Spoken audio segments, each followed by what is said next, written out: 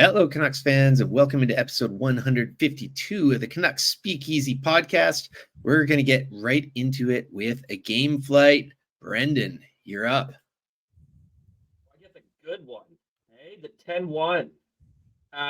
We should just give a shout out to somebody that we know, Fiendster on Twitter, who with that insane $10 bet, what did he have? He had Miller, Kuzmenko, Beauvillier, Pedersen, and one other person all scoring a goal in that game. $10 bet worth $3,500. Not bad. I mean, what can you say? The Sharks are a dumpster fire. I mean, that is not an NHL team. That is not an NHL team in the slightest. And, I don't even think the Canucks really looked all that good, but they didn't have to look all that good. They didn't have to play their A game. And you know what? They ended up beating a ECHL caliber Sharks team 10-1. The Canucks then took on the Dallas Stars, which I think was the big hype game going into the weekend for Canuck fans. Like you said, Brendan, it was great scoring 10 goals against San Jose, but this was going to be the real test. And they came out with a 2-0 victory. There was some controversy in the San Jose Sharks game on that goal scored against Demko, but obviously you're not going to ask for it to be reviewed. But Demko gets his redemption with the shutout against the Stars. Your goal scorers were Peace Suter, who is heating up, and Elias Pettersson. This is probably our best game flight ever. We've had a few 3-win ones, but not like this. The Canucks come back from being 1-0 down and being outshot 19-2 early in the game to beat the Oilers. 6-2 beat and break the Oilers. The Oilers are frustrated. They had their top line in the box. The coach gets tossed. Besser with 2 more goals. Hughes with 4 points to move second into the league in scoring behind Pedersen, who had another point in this game. Hronik, a couple of helpers. It was a fun game to watch, and the Canucks are looking good. And we want to get talking about the Canucks right away here. First of all, you can follow us on Twitter. I'm at Pete_Gas. Our podcast is at Canucks Speak. Who's going next? You can follow me on Twitter at Doug Venn. And I'm Brendan at Jabo, Jabo _Vancouver. YouTube. Subscribe, please. And thank you. And also don't forget, we have the Canucks Speakeasy outro music playlist out there. That is on Spotify and Apple. All right, guys, like I said, fun week. Just wanted to get right into the Canucks talk. Also, first of all, we got the gang all back together here. We haven't had that for about the last 3 episodes, I believe now. So it's nice to have everyone back.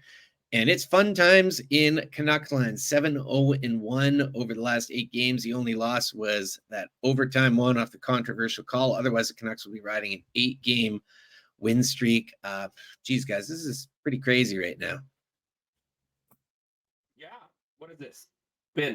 I don't know. I mean, the Canucks have gone on spells of good play, and but you'd watch them, and you're just like, eh.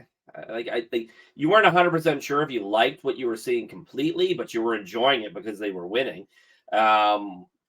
This feels different in a lot of ways because it feels like you've got,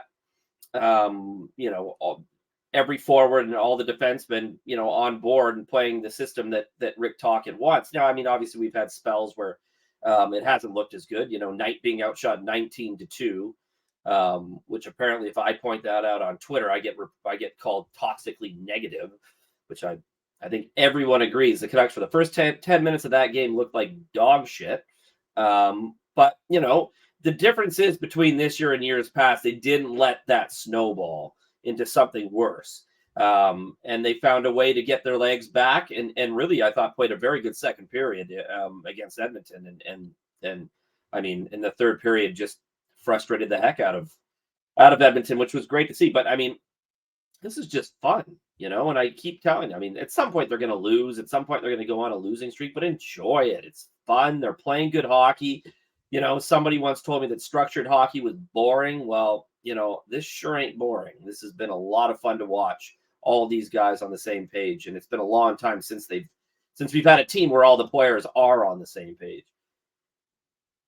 Yeah, I don't know if you guys caught any of the comments from Rick Tocchet's post-game last night, but one of the really interesting things I thought he said was that he was talking about how the Oilers obviously badly were outplaying the Canucks for the first 10 minutes, 19-2 in the shots. And Tocchet said he didn't even have to kind of like start lighting a fire and, get on the players' asses. It was the players. Obviously you're watching your goalie, and again, Demko. I know there's lots of hype about Hughes and rightfully, and lots of hype about Pedersen and, and Demko too. But Demko made what, 5 alarm saves. Sure, they got the one goal against them. And, the players on the bench, Tocchet said the players on the bench were the ones that were kind of kicking themselves in the ass and be like, hey, we got to get going here. And then it was just a total swing the other way. And it was great to see. And that is kind of the like response we haven't seen from this team since the Sedin era, really, where, you can get badly outplayed for 10 minutes, 20 minutes in a game, and then you respond, and then you claw and fight your way back. And I mean, look, I know the Oilers right now don't have the best goaltending. They just sent the guy who didn't even play last night. They put that guy, Jack Campbell, on waivers, which is hilarious. Even more hilarious is Jack Campbell is making the same amount of money as Thatcher Demko. So that was a money well spent from the Oilers there. But that response and how all the players are buying in. And, that's something with this group, and I'm talking PD, Hughes, Besser, Miller, Horvat when he was here. We never saw the buy-in where the team is buying in top to bottom. And I think that's one of the biggest difference this year from last year, along with, structure and, all that stuff. But the fact that they've all bought into the coaching staff. It's a bend but don't break, right? Like last year and year before and year before and the year before, there'd be a lot of whenever, if you were allowed that first goal against Edmonton, all of a sudden, then you're panicking and you're not playing your game, and everything, all your systems will go out the window. The Canucks never really seem to panic right now, which is refreshing, at least in this last stretch of 8 games. They just kind of go out there, they play their thing, they play their game. And what you're talking about with Tocchet's comments kind of echoes something that JT Miller said after the Dallas game, when he said it was just really nice that the bench was active, the bench was talking. And we've seen so many shots of, we saw the Oilers bench look like this yesterday, of just the Canucks not seeming like they're engaged, and they're looking engaged and they're playing engaged, and every line is engaged. Every line against Edmonton last night looked great. It's going to be hard to decide who comes out when Teddy Bluger's ready, but everyone had speed. Every line had size. It was a fantastic effort. And those are 2 things I picked up too. It's the bend but don't break, and dealing with adversity with that. And also just guys buying in. And this is now those 4 core guys. This is their team. It's the Demko, Hughes, Miller, Pedersen team. And it's showing. And look, nothing against Bo Horvat, but you kind of need to change things up. And the Canucks did that. New coach, new AHL coach, new assistant coaches, new captain. Now we have a new regime and a new leadership group, and it really shows. Doug, you brought up, this has been the best since 2011. And I think it's important to remember that 2011 team would go through spells and have first periods where they would be dominated, and they'd have to rely on Roberto Luongo to bail them out. Just enough for them to get their legs. I mean, this happens. So, when you watch a bad period of play, I mean, that first period against Edmonton wasn't very good. Well, I mean, at least the first 10, 12 minutes anyways, before they got that goal. And I felt that really kind of got them going.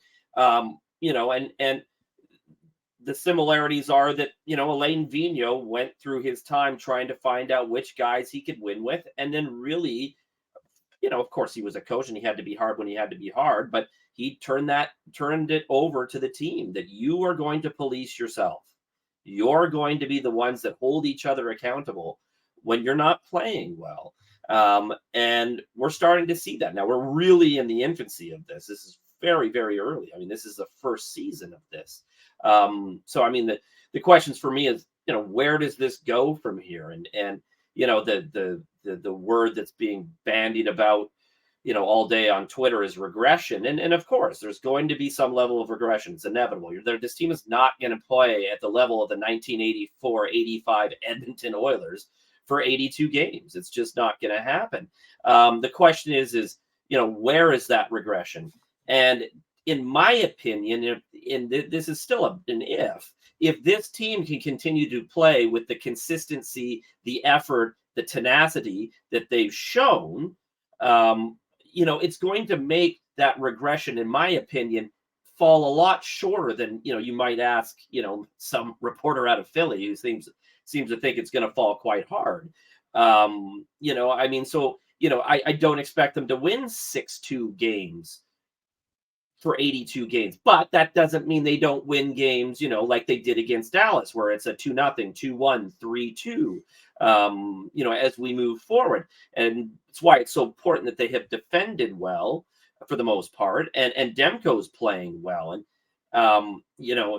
this is the first time Demko's played in front of a team is as structurally sound as this one is, and is allowing him to be in a more predictable environment where he's not having to go post to post 5 times a game. He knows, hey, straight line to the puck. This is where I'm going to have to stop it. I can trust that the guys at the other side are going to have that, so I don't have to worry about going post to post all night. I can just focus on what's in front of me. And when he does that, I mean, it's clear he's very tough to beat. So, it'll be interesting to see. I expect regression. And then the question is just, how far will they regress? I mean, will it be a massive drop, or is it what I think, which will just be, an incremental drop, which would be inevitable anyways? Yeah, look, I think the biggest buzzword hockey fans have heard this year is PDO. And honestly, until the last couple of days, I didn't even know what PDO meant. But for the listeners out there, because I'm sure you're seeing it all over people's timelines, PDO, and this is one of the things people are talking about with regression. PDO is essentially you add your save percentage with your shooting percentage. So the top teams are usually 100, 105 is amazing for, you're adding your shooting percentage with your save percentage. The Canucks currently are I think, at like 112, which is insane.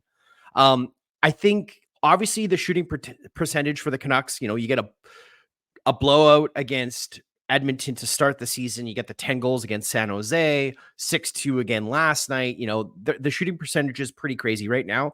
I think the one key factor in, the regression, which is inevitable, of course, just like Thanos in the MCU, it is inevitable, is the goaltending. And I think, sure, Demko's going to have a bad game here or there, but I do think if Demko's healthy and he can stay healthy for an entire season, that is the X factor. That guy, the Philadelphia reporter guy that compared this Canuck start to the 2016-17 Flyers, or was it 17-18 Flyers, whatever it was.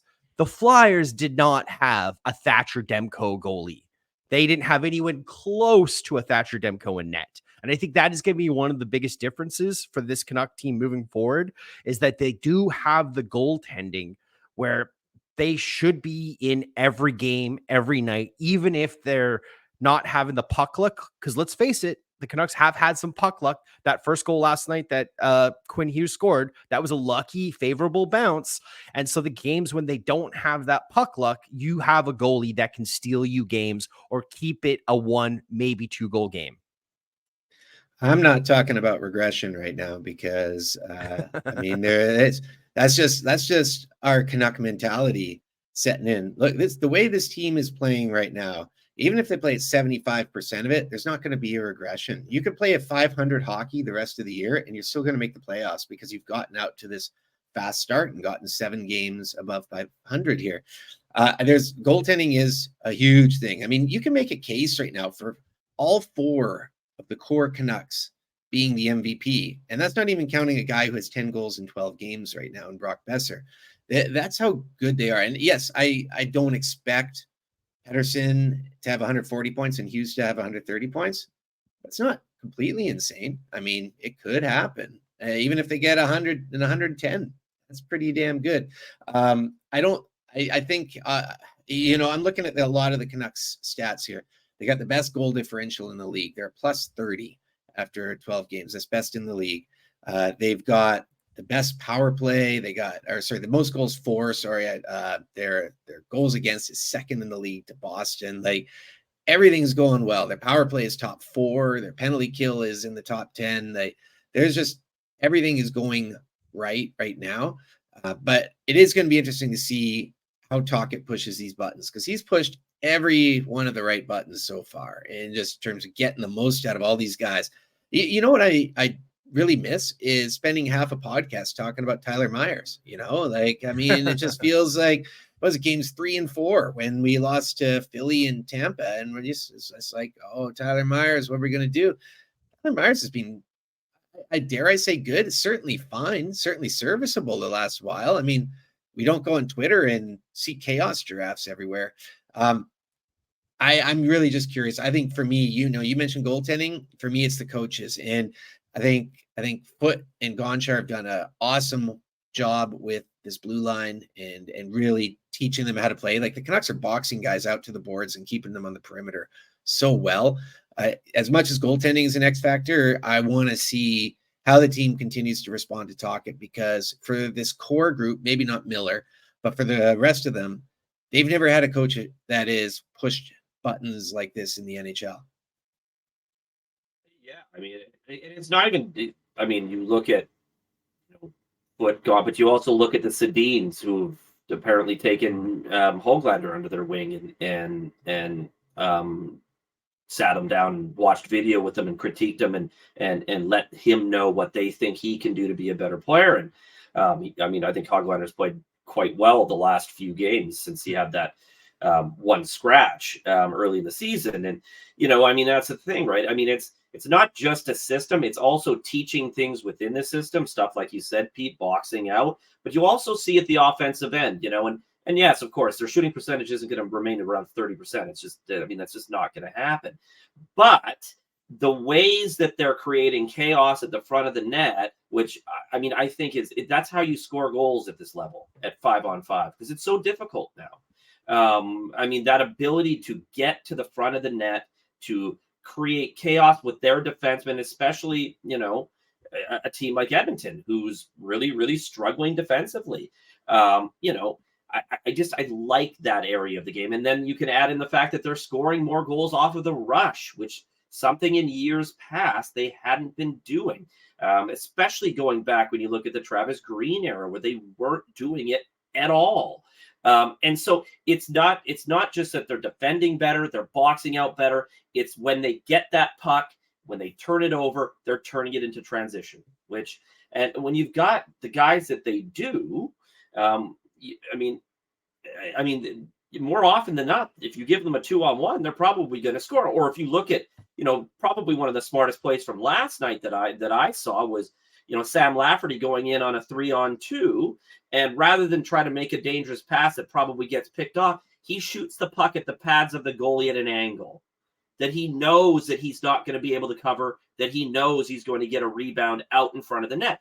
And I know from what we've heard, that's something that this team has practiced. Little things like that, little things that lead to better defense, better offense, just those subtle changes in the way this team plays that they weren't doing in the past. Attention to detail, something that I harped on, but I've been harping on forever that I didn't see. We're starting to see it now. And, it's paying dividends. And again, we're in the infancy of this team playing this way. Can they get better in the way they do things? I know you don't want to talk about it, but they're going to regress somewhat in terms of the way they're scoring. But that doesn't mean they're that doesn't mean that regression means losing. That's the difference. Regression doesn't mean that they're going to all of a sudden go on a 5-game slide. That just means they're not going to win 8-2 every night. Yeah, and look, Brendan, I love that you brought up the Sedins, because you are hearing Tocchet mention the Twins a lot in some of his like post-game and pre-game press conferences and the impact they're having. They're kind of like the silent skill coaches that you're not, I mean, when Besser did that bank pass, I think it was at the against San Jose. It was the San Jose. It was the San Jose game. That was Sedin-esque. Yeah. Beautiful. And when have we ever seen Besser do a bank pass like that? I know we've seen Petey do it a couple of times over the years, but that was amazing. Just such high hockey IQ to pull that off.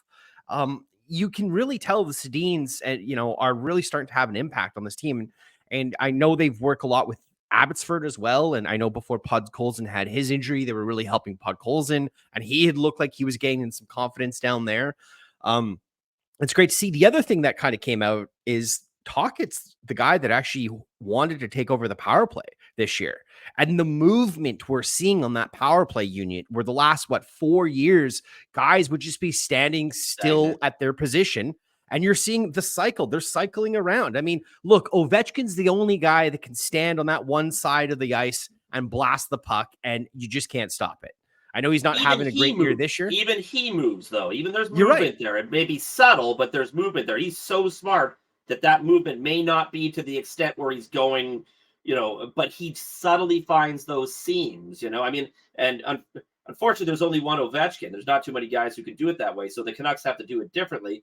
But I mean, I'll say it looks really good. Well, and you're seeing Petey, who's normally on the right side. He sometimes is floating over to the left side. And then, I mean, Quinn Hughes, what can we say about him? Like, I was watching, today was the first day that I think a lot of the Eastern media was really kind of giving praise to the Canucks.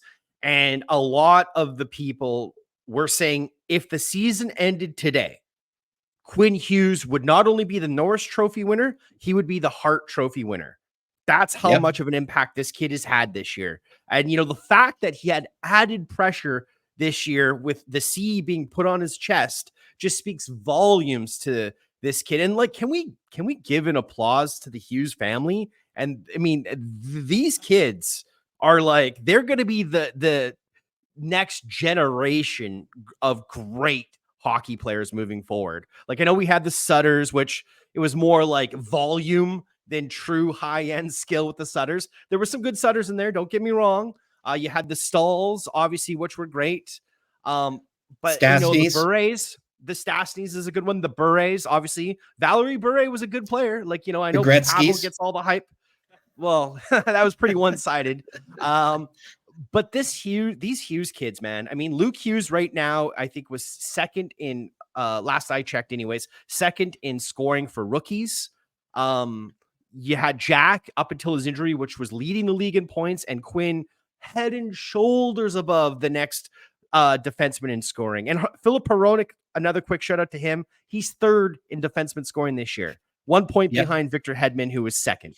Isn't he fourth in the NHL in assists or something like that? He's second in defenseman assists as well. Canucks have the top 2 defensemen. Hughes is number 1. I think he's got one more assist than Hronek. Man, there's a lot of things I wanted to touch on that you guys said there.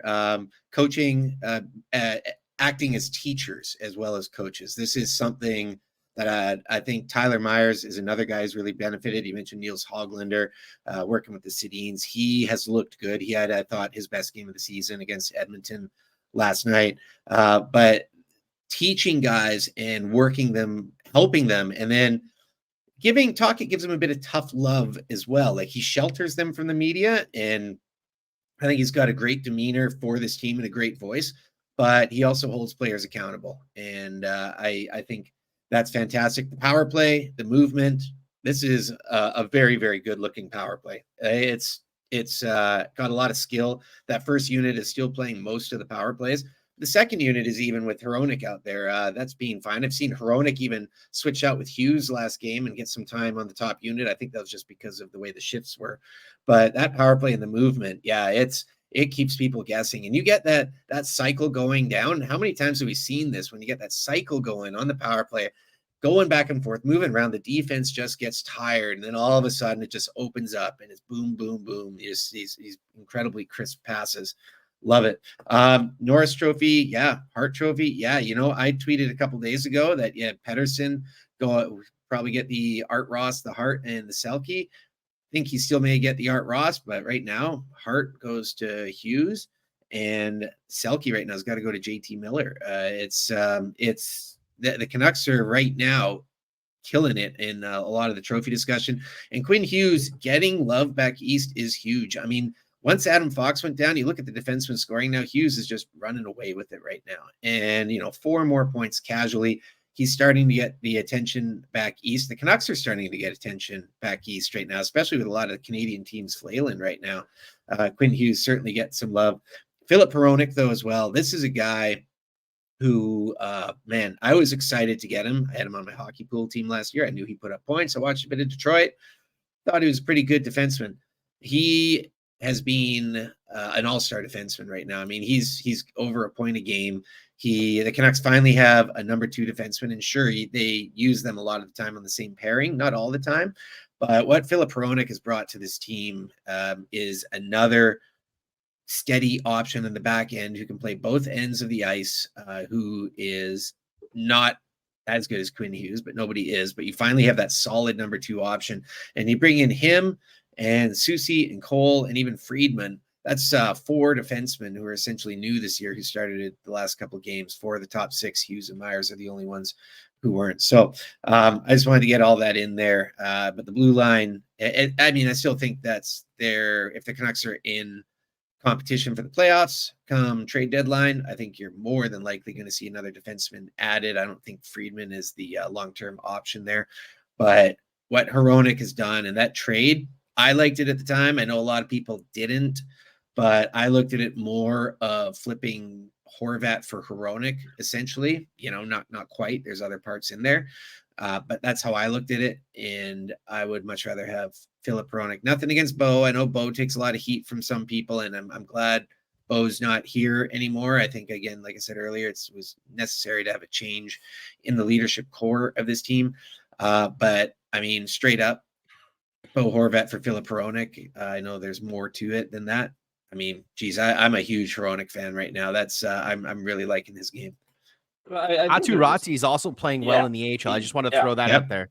Yep. I mean, I just think there's this desire. I mean, with the dunking on Bo Horvat, to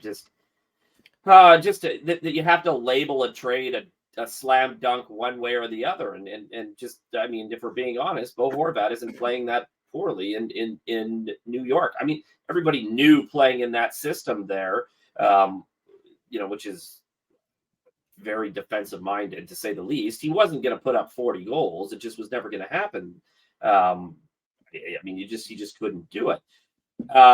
Just looking back at just one more thing on Tocchet here, and one thing that I really appreciate is just that it's not that he has all these voices. It's that he allows all those voices that he has at his disposal to be heard. And I mean, there are a lot of coaches out there who have an ego that would rather them be the alpha dog. And while I'm sure his voice is the main voice that the players are going to hear, that doesn't stop him from allowing his assistants to give him or tell them what they're seeing.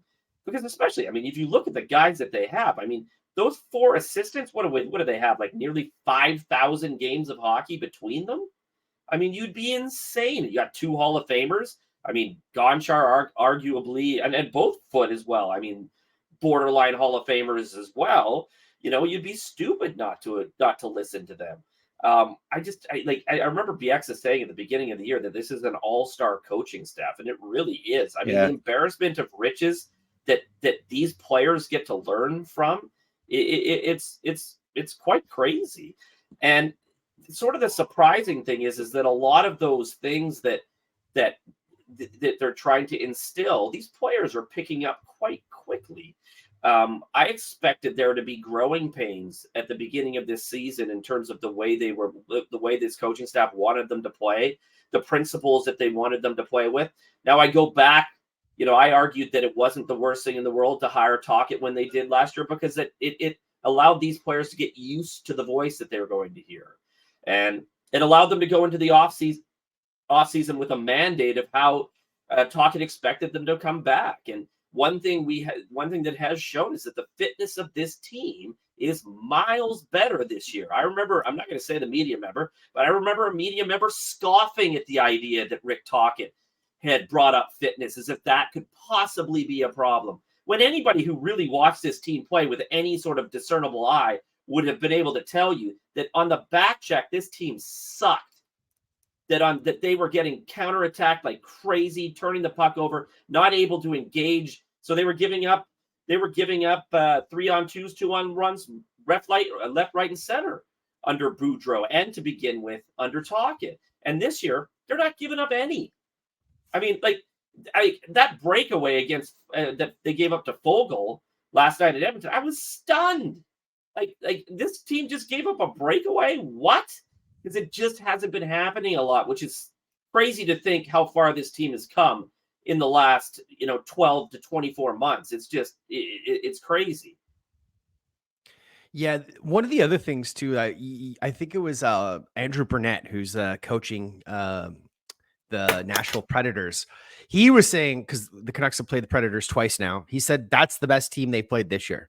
And he said they're very fast. Now, I think when you hear that on paper, Lafferty's a burner, obviously getting Mikheyev back, who still doesn't look like he's got his full, speed caliber back. Hronek's a really good skater. I wouldn't say he's a quick, north-south kind of guy.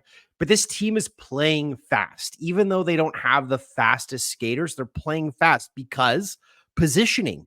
Positioning is key. I remember last year when Tocchet first took over and he held that practice and he got everybody to go in position and he would blow the whistle anytime anyone would be out of position. And you had fans and media members saying, and again, I'm not trying to take shots at media people or anything like that, but they would be, oh, this is so embarrassing for these guys. These are professional players and they're being coached like they're playing Pee-wee again.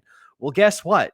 Fundamentals are the key to any successful franchise in any sport. And I think this team lost the fundamentals on how to play good positioning hockey. You don't have to be the fastest person on the ice. Yeah, exactly. You don't have to be the fastest person on the ice, but if you know how to cut off the angles and how to use the position, you can beat the guy who's faster than you on a straight line because you know what angle to cut him off. And we're seeing that with like Hronek has been amazing on that end, and obviously Hughes' skating is great, but guys like Lafferty, Hoglander, you know what I mean? These guys are all doing good. I also just want to bring this up, guys. Like we're 12 games into the season. Both Calgary and Edmonton have a game in hand on the Canucks. However, the Canucks are 14 points up on the Edmonton Oilers right now. 12 games into the season, and we have a 14-point lead on the Edmonton Oilers, who were picked to be a lot of people's lock for the Stanley Cup this year, and we have a 12-point lead over the Calgary Flames. I mean, even if we do say the R word again, regression, and I know you don't want to hear it, Pete, no, I think this team has banked enough points. I really do. Unless a catastrophic injury happens, I think this team has banked enough points 12 games into the season where they will be a playoff team. And I should say Calgary is losing 2-0 to Nashville at the moment. And the Canucks have beaten the Oilers 3 times as well. You talk about the fundamentals. I think this is something now it's easier to look at a bit more now that it's all in the rearview mirror. But there's been a parade of coaches really from Desjardins onwards where they weren't really like, it just didn't feel like, looking back at it now, that there was everyone buying in the cohesiveness. And again, I will say as well that also starts at the top of the organization when you only have like a general manager there and you don't have a larger support team like the Canucks have right now, including a president of hockey operations. That does filter down through. So, to build a good house, you got to lay a good foundation. And the Canucks did that first, kind of took their time. It's like, okay, we're putting in these hockey minds. We're having some more voices. Now you bring in the coaches, and there's a plan with all this. Everyone in this, starting with Rutherford, he's taken the Pittsburgh model, and he's saying, I know what I want to build here. I know how I want to build it. And there's structure with that. And so along the way, when you go through several coaches, whether it's Green or Boudreau or Torts or Desjardins or whoever, it's every time you do that, it's like it's like the stats you see about, is it better to find a new customer and retain them, or a new customer or retain an existing customer? And it's always better to retain the existing customer. And that's kind of the same with coaches, is every time you change it, it can be a rapid change and dissection of everything you've learned and starting again. And you do that over time and the fundamentals keep changing and you're not learning. I think a lot of these guys who've grown up in the Canucks system haven't really had that until now. I think they were longing for it. I think you can kind of hear that in a lot of the conversations towards the end of last season and going into camps. You can certainly see it the way they started. But I think it's not even lost fundamentals. I think some of these guys have never actually learned them at the NHL level. And again, it's easier to say that and critique it now because it's very clear what the Canucks are doing. And maybe at the time, I liked Travis Green and I liked how he was with the organization for a long time and I thought he was okay. But you kind of look back now, you're like, a lot of the stuff that they're doing, it wasn't really getting done at all before. And you mentioned breakaways and odd man rushes and these things that are just disappearing. These basic fundamentals that they're cutting out. It's fantastic. Also, just wanted to mention Bo Horvat. Yeah, 9 points in 10 games so far for the Islanders. Since he's gone to the Islanders, he's played 46 games. He has 12 goals. I mean, that was, like I said, that was, I'm not surprised. And that's not an indictment of the player as much as it is just the system that he's playing in. But I mean, not to bang my own drum, but I've been harping on structure for 5-6 years, guys. I was saying it during the Travis Green era. I said I wasn't seeing it. I didn't see these guys playing the fundamentally sound hard, because I really cut my teeth watching the way that the progression of that 2011 team from the beginning in 06 when AV took over in 06-07 to them winning President's trophies and getting to within a game of the Stanley Cup, and just that, I've said it on the show a few times. I understood their breakout. I knew what they were going to do. I knew it. Like you knew where the players were supposed to be. And if I know it, they know it. And then when you got to the era with Travis Green, I didn't think anybody knew where they were supposed to be on their breakout. Hence, as I brought up earlier, their transition offense was almost invisible. There wasn't any, because no one knew where they were supposed to be. And you heard it towards the end of last season. JT Miller said it. We know where we're supposed to be. Yep. And it's such a little thing. And so when I had arguments with people who would say this team's not a fast team, I said, we don't know how fast this team can be, because they don't know where they're supposed to be half the time. And if you're thinking on the ice the way, like, you could see the monkey or the hamster on the wheel going around up there, because no one knew where they were supposed to be. How many times this year have the Canucks put the puck to it, as a defenseman put the puck to the sidewall and no one's been there? Not often. Not often at all.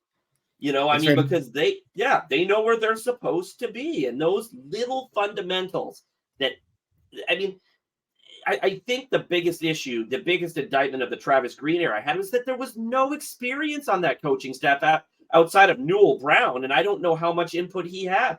Travis Green was not an experienced NHL coach at all. Hence is why he hasn't been given another job since then, because teams sort of figured it out. This guy doesn't quite know as much as he probably should. And which is why, and rightly so, he's now gone back and taken the step that he probably should have taken previously, and he's an assistant under an experienced head coach in Lindy Ruff. So my frustration going back years is because you look at, say, Boston, for instance, when that core group, in mid to late 2000s came about. And Claude Julien was their coach. And what did he implement right away? Structure. Your guys are going to play defense. You're going to know how to play defense. And that became the hallmark of that team up until today. They're still amazing defensively. And they haven't hired a bad defensive coach since then. Bruce Cassidy is a good defensive coach. We know that. And Jim Montgomery's a good defensive coach. And that team knows how to execute, which is why you can lose a Patrice Bergeron, which is insane to say, and they're still amazing defensively, because those fundamentals that go that far back are still there. And the leadership of that team, as much as you hate Brad Marchand, it's just the way that it is. He holds them all accountable. You're going to do things this way. And the Canucks are just beginning. And I feel like it was just a missed opportunity going back 5 years ago. That's when it should have started. But you can't go back now. I'm just happy they're doing it now. Yeah. Correct me if I'm wrong, but wasn't Noel Brown brought in the last year Green was coaching as well? So it was like you finally bring, a guy who's got NHL experience coaching to support your head coach. The last season he was the Canucks coach. I believe that's when Noel Brown came in. It was the last year Green was behind the bench. Jason King would have been the last half year. Okay, yeah, that's right. I That's right. don't know. I don't know. Like Newell Brown would have been. I don't. But I mean, like, I mean, really, in terms of that kind of stuff, I mean, like you look at you had Newell Brown, and then you had Nolan Baumgartner, another guy who had no experience as a Yeah. coach at the NHL level. And I mean, you look at that PK. I mean, no offense, but who would I rather want coaching my PK? Would it is it an experienced guy like Mike Yeo and Adam Foote, or is it a guy who didn't have any real NHL coaching experience at all in Nolan Baumgartner? I mean, unfortunately, I mean the decision is extremely easy when you look at the way this team is starting to get their PK turned around. Yeah, well, and again, it's knowing where you're meant to be, right? Like, I think, that's what we're seeing from these players right now is that they know where they're meant to be, and whether or not they get beat, well, hey, it's going to happen. But at least I was in the right spot where I was supposed to be. I think that's the key. And the other thing, and we did hear Demko say this at the end of the Dallas Stars game, and I think it's something that this team has been missing since the Sedins left, and that's culture. And Demko said culture. He said we're trying to change the culture here, and we've had Demko now after a game being the first star. Hughes last night say it's fun to play in this building again. You know what I mean? It's fun. The fans are being incredible. I mean, I know Chris Faber last night, I think was his first official game. Now, congratulations to Chris Faber. I don't know if we ever mentioned it, being hired by the Canucks as their like in-house sports journalist. I think that's amazing. Yeah, that is. But he was saying the crowd was incredible last night in the building. It was one of the most insane, crazy, exciting games, he'd ever seen. And despite the fact that the Canucks were getting, beat down 19-2 in the shots after the half the period, they had that fight back, and the crowd was with them every step of the way. And we saw Quinn Hughes say it post game last night. He said, this building is electric right now. And obviously it helps that we're winning. And, you hear Demko mention, culture, and we're trying to change the culture here. We've been trying to change the culture for the last 3-4 years, and we've never really done it. And this is the one year that we really seem it's starting to move, which is great. The guys have bought in. You hear about Brock Besser, who changed his offseason approach and training regiment and came into this year locked and loaded. You know what I mean? Like Besser's I think he's second or third in goal scoring on the year with 10 goals in 12 games. It's incredible. We've always talked about that magic number for Brock Besser, 30 goal season. Well, hey, he's 1/3 of the way there, 12 games in, He needs that's 20 and amazing. 70. Yeah, isn't it? That's 20 and 70 now the rest of the way. Yeah, I mean, it's incredible. I think, for me, sorry, one quick thing. No, I think go ahead, for go me, ahead. I haven't gone to a game so far this year. I know Brendan, you went to a game with your dad. We talked about it briefly on the last episode. But I can't wait to get in that building. I just can't wait to get in that building and just see that vibe again, that we've seemingly been missing, I would say, since 2012. Right. Because I do think the building was still bumping post losing to the Bruins in the Stanley Cup final, but we really haven't seen the building rocking like it has been since 2012, in my opinion. And yeah, even, Quinn Hughes' comments said, it's nice to hear the building loud again. Did he actually even say again? It may have just said, it's nice to hear this building loud, because there really hasn't been much going on in terms of noise. You mentioned culture as well. And this, again, it kind of goes full circle to what we talked about early with the leadership group.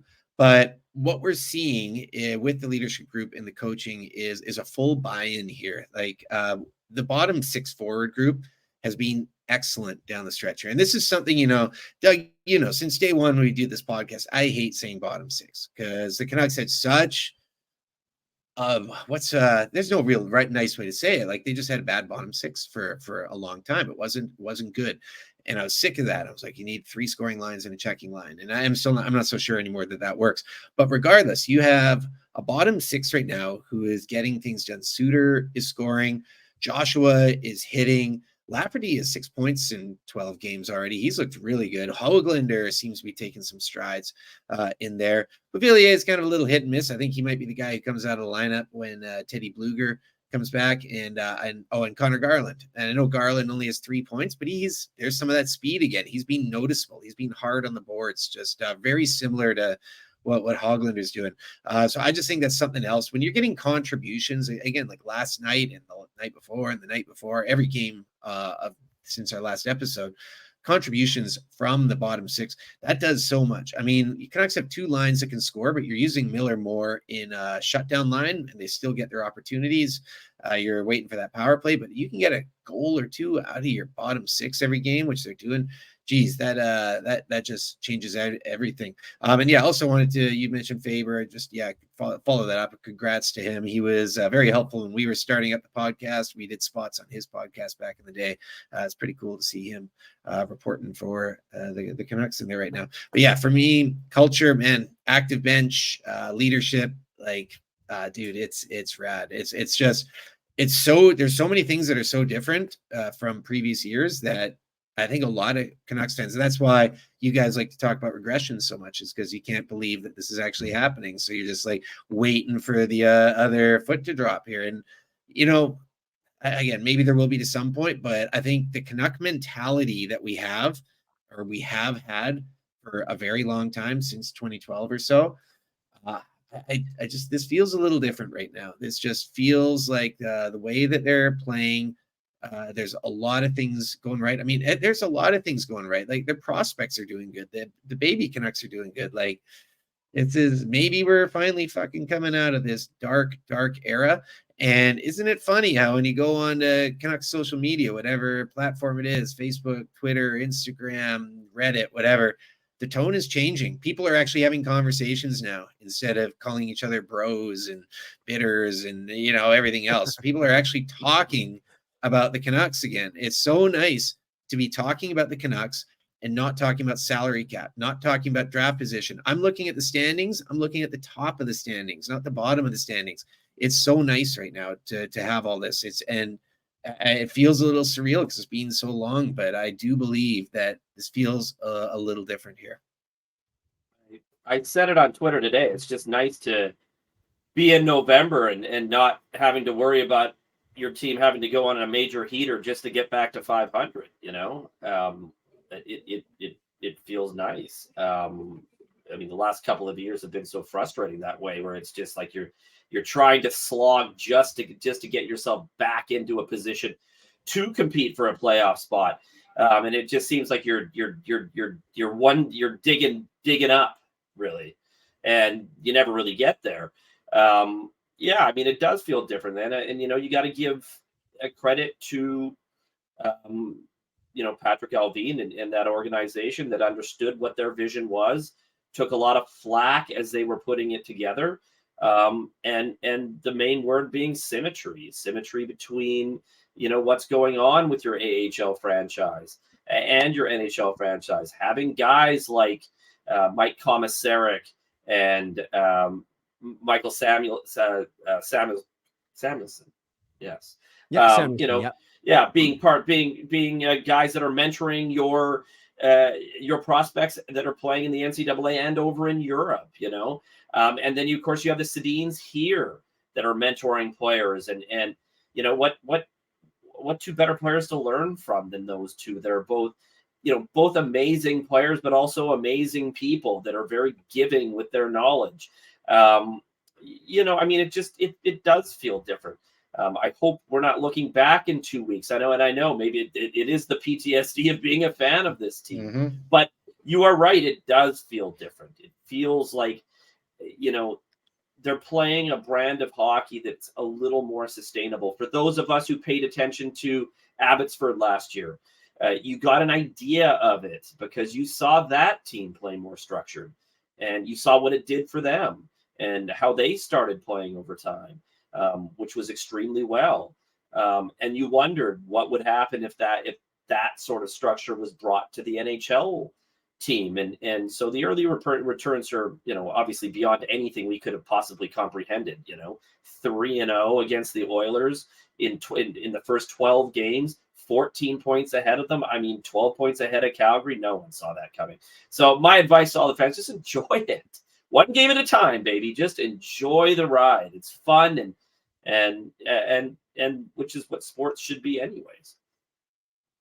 Yeah, I agree. And I love what you said, Pete, you know, that we're seeing Twitter kind of come together for the first time in over a decade. And I Ever. feel sorry for the other fan bases because I don't think they're prepared for the Canucks to actually be good and for the Canuck fans to actually get together and shit post and dump on the other fan bases, like we have been with the Oilers and the Flames. And it's amazing to see. And you know what? Shout out to some of the media guys as well, because I know Thomas Drance has been a guy that a lot of people like claim, or say he's really negative at times. I like Drance, I don't always agree with his opinions, but even him, today he was saying, hey, like a lot of people are talking about regression. And he's like, if you actually look at the numbers, I don't think this team is going to regress and crash as badly as some of the other people are saying. He's like, I actually think these guys are legit. I really do. And, that's nice to see that even some of the quote unquote negative media are starting to believe. And I agree with the PTSD comment. I do think we've seen this movie before far too many times, but like you said, Brendan, let's just sit back, enjoy the ride. And again, I don't want to put the horse before the cart here, but I do think we're a playoff team. I do think we've banked enough points this early in the season, and the Pacific is pretty much wide open outside of Vegas. And I know Anaheim, I believe, is on a 6-game winning streak at the moment. I do think the Canucks are going to be a playoff team when things are said and done. And you know what? Come playoff time, I don't think there's a team in the league that wants to see the Canucks in the first round, especially when you have a goalie like Thatcher Demko. Yeah, it's I agree with that, and I do agree that if Canucks fans are uniting out there, Canucks fans' worst enemy for a decade has been Canucks fans, and so if we can change that up out there, that's going to make things a lot of fun. But I think as well the media as well, they're enjoying this. A lot of them are fans as well. It's just like I think everyone's just been sick of this narrative for a long time and this product, and now it's completely different and things feel a little different. Guys, should we take this into the free pour? Yes. Let's do it. All right. I'll start us off with the free pour segment. And I want to talk about a rapper that I actually just discovered in the last couple of months. It's a dude from New Jersey. His name is Fatboy Sharif. I'm a real big fan of this guy. He just put out a little EP called Insomniac Missile Launcher. It's kind of like out there, kind of nerd with a little bit of like dark horror element rap to it. It's very out there, outsider music, which I do like. But this is a guy that most people don't know of or have never heard of, but Fatboy Sharif out of New Jersey. He's a young dude. I really dig him. He's got some pretty cool songs, pretty cool videos. If you're looking for something new to your playlist, check out Fatboy Sharif.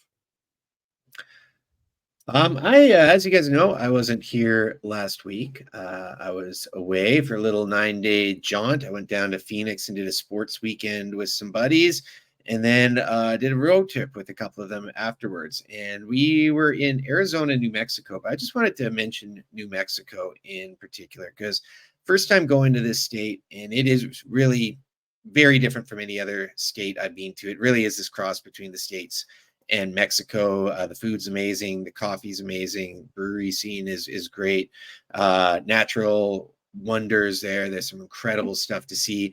And also a lot of weirdness. We got to spend a night in Roswell, which was a lot of fun.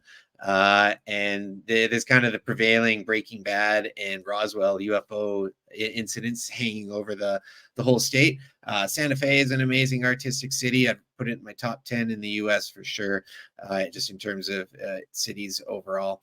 I know it's a little bit off of people's travel destinations radars, but I just wanted to give a shout out to the whole state of New Mexico because we had a great time driving across it.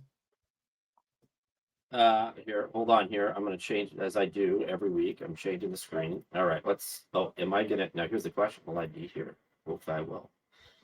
All right. So why is my screen black? And that's because we just had fallback and I hate fucking fallback.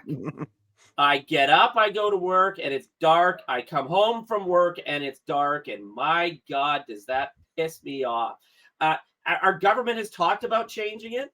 They said they're going to change it, but just like every other government, it never happens. They say they're going to do something.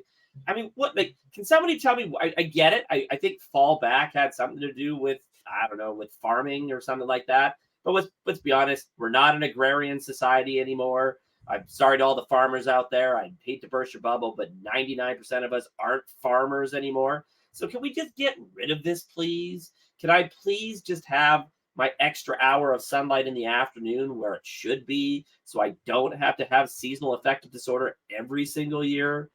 I hate it. I hate fall back. I can't wait for spring ahead. It can't come soon enough, and it's 4 fucking months away. Thanks for tuning in, folks. That is episode 152. That's season 5, episode 6 of the Canucks Speakeasy podcast. Just about in the books here. Good times, guys. This has been one of the most, well, it's certainly, besides the bubble, it's been the most fun stretch of Canucks hockey that we've had since the podcast started. And here's to another week of good times, hopefully. Yeah, Eastern Canadian road trip coming up. You got Ottawa, Toronto Saturday, which will be good. A big game, hockey night in Canada. And then I believe it's a back-to-back, right? Because they got Montreal on the Sunday, I believe. Yeah. And then Ray Ferraro is meant to be doing his broadcasting debut for Ottawa, the Ottawa game on Thursday, which is great. So I think a lot of Canuck fans are going to be excited about that. And apparently he's doing the Montreal game on Sunday as well. Wicked. And Canucks doing Remembrance Day back east, which is something that I remember they've done in the past. I remember Elaine Vigneault taking the group and skating the Rideau Canal back in the day. So it's a little bit of a tradition for this team. And yes, I mean, I guess we'd be remiss not to say, a big thank you to all of our veterans, our troops, all the people that have sacrificed for us, especially all those World War II vets. There aren't very many left. We're getting to an era where they're going to be gone and they're going to be a part of history, which is very, very sad, because for guys our age, we grew up with World War I veterans and watched them go, and now the World War II vets are sadly, all in their late 90s, if not in over 100 now. And so I just want to be a big thank you to all of them, because the world would look a lot different if they didn't do what they did. And I just want to also give a quick shout out to James Patrick, just being named head coach of Victoria Royals, distant relative of the great Lester Patrick and Frank Patrick, who are fundamentals in building hockey as we know it, including the old Pacific Coast League, first coaches of the Rangers. Victoria team ended up becoming the Red Wings, but he's now the coach. And I think by my math, it's about 97 years after his, great granddad was the coach in Victoria. It's really cool to see the Patrick legacy continue in my hometown. Doug, any shout outs for you? No, man, I'm sorry. I don't have a shout out this week. All right, let's wrap this up, folks. We will see you guys out there. We'll be back next week. Hasta luego.